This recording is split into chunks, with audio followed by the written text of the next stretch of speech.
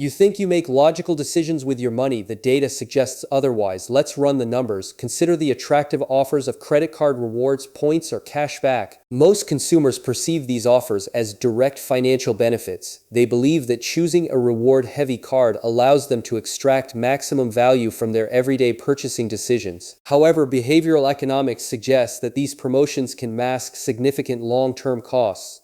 By focusing attention on the rewards, providers redirect our focus away from fee structures completely. This mechanism is called reward framing. It is a choice architecture lever that changes how options are evaluated, making credit products with high interest rates feel highly attractive to consumers. Faced with these framed options, our minds experience present bias. We overvalue immediate rewards like points and undervalue future costs like interest payments that occur much later in time. This focus on present benefits leads to higher spending. The consumer is encouraged to make purchases to accumulate rewards, overlooking the growing cost of debt on their accounts. The choice environment does not offer simple gifts, it steers choice. By framing the offer around rewards, providers convert deferred financial costs into appealing present incentives in practice. This pattern becomes clear when we look at credit card utilization. A consumer who focuses heavily on reward points is highly likely to carry an unpaid balance monthly. This unpaid balance accumulates high interest. The cost of this interest quickly exceeds the financial value of the rewards earned, creating a net loss for the household budget. The consumer accepts this loss because the rewards are salient, while the interest payments are less noticeable, hidden in monthly statements that are rarely reviewed with any care at all. To understand the mechanism behind this behavior, we must look at how mental accounting influences our spending.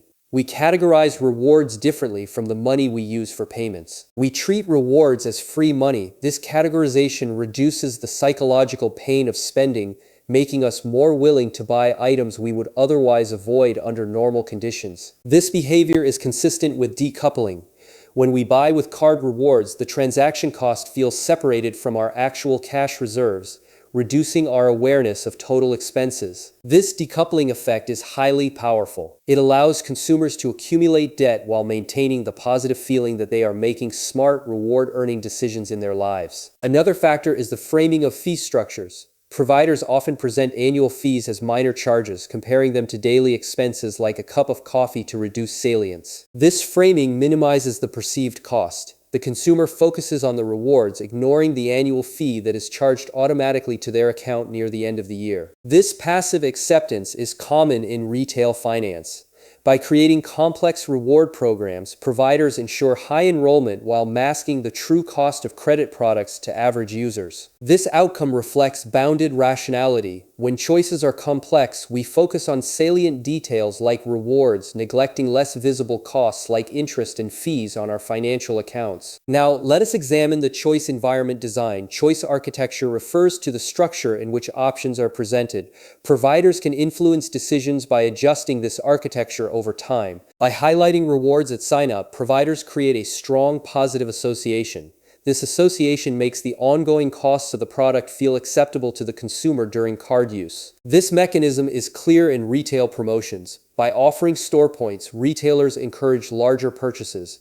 The consumer spends more money to earn points, ignoring the net cost incurred. Similarly, cashback programs often frame spending as saving. The consumer feels they are saving money by spending, which is a key psychological illusion designed to increase transaction volumes. One primary reason is option salience. When faced with complexity, our minds focus on immediate benefits like points and overlook long-term liabilities like compounding interest charges on cards. This focus on salience can shift consumer choices. The provider designs the choice architecture to highlight attractive features, while less favorable terms remain hidden in complex option menus. Another factor is the implied endorsement of value. Consumers assume that a card with a complex reward program must be a premium product designed to save them money. This trust in rewards is often misplaced. The provider may design programs to increase customer retention, relying on complex redemption rules to limit the actual rewards claimed by users. Under these conditions, reward framing acts as a barrier to optimal decision-making. The consumer accepts a high-cost product because the sign-up incentives are highly attractive initially. This mechanism is clear in credit markets. When faced with multiple card offers, consumers select options with high rewards, ignoring that these cards carry much higher interest rates. The provider benefits from this focus. By requiring consumers to navigate complex reward rules,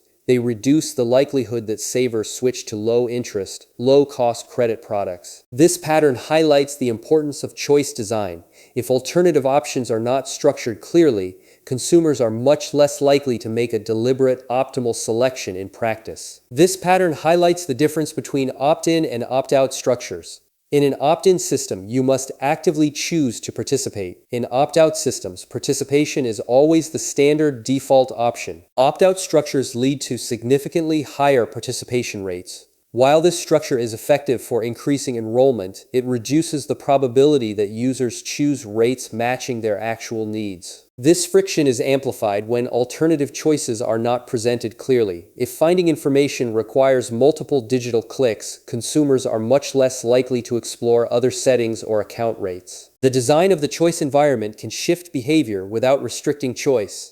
By making one path the default, providers steer decisions while maintaining the appearance of individual freedom. This influence works quietly because consumers rarely notice the choice architecture.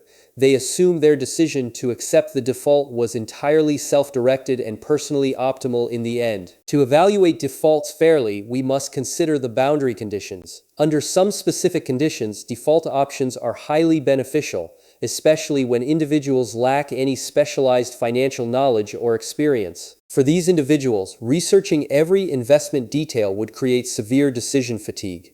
An automated default setting can protect them from making costly errors in complex financial systems they do not understand. When financial options are evaluated holistically, the illusion of free rewards disappears completely. The consumer can compare products based on actual cost rather than sign-up incentives in the market. By understanding this mechanism, we can adjust our decision-making. We can structure the environment to simplify choices rather than relying on willpower to navigate complex financial menus in our lives. This shift changes how we approach credit cards. We can design environments that reduce present bias, allowing us to compare offers based on long-term liabilities rather than points. For example, when comparing cards, compute the annual interest on your average balance. Compare this cost directly to the estimated value of rewards you expect to earn over the year. By calculating the net return, you bypass the reward framing. You can choose a card based on actual financial benefit rather than accepting a high-cost option out of excitement. This method is the core of choice engineering. Instead of navigating a framed choice environment, you design a simplified decision path that supports your long-term financial goals. To apply this concept, consider a structural audit. Identify all reward programs currently active in your accounts and evaluate if they are leading to increased spending in your life. If a card setup is leading to interest charges, consider switching. By moving to a low-interest option, you reduce the cost of credit, improving your overall finance. Next, schedule a specific time to adjust settings. Prepare for the administrative friction in advance, setting aside necessary credentials so that you can complete the change easily without delay. For savings plans, use automated transfers. These settings automatically move money to savings, leveraging inertia to grow your assets over time without constant active decisions in your life. For digital subscriptions, review auto-renew defaults immediately after registration. Changing these options early ensures that you must actively opt in to continue the service when it renews next time. This simple change alters the choice framework. Instead of paying for a service you do not use, you are forced to make a fresh judgment when the term expires. These adjustments help you build a more disciplined environment. By making target choices the default path, you reduce the day-to-day willpower required to sustain your financial plan over time. This approach allows you to override reward framing. By designing a simple decision environment, you ensure that inertia works in your favor, supporting your wealth accumulation goals in life. To apply this concept, consider a structural audit. Identify all active default configurations in your accounts and evaluate if they are the product of deliberate choices. Write down the rates and choices. By listing these settings physically, you bring the choice environment into focus, reducing the salience of the pre-selected default option. Next, evaluate if these active default setups meet your goals. If they fall short, schedule a specific time to navigate the administrative steps required to adjust them. Prepare for the administrative friction in advance. Set aside the necessary credentials and document details so that you can complete the change without leaving the process unfinished. For savings plans, consider using automated escalation features. These settings automatically increase your savings rate annually, leveraging inertia to grow your assets over time. For digital subscriptions, review auto-renew defaults immediately after registration.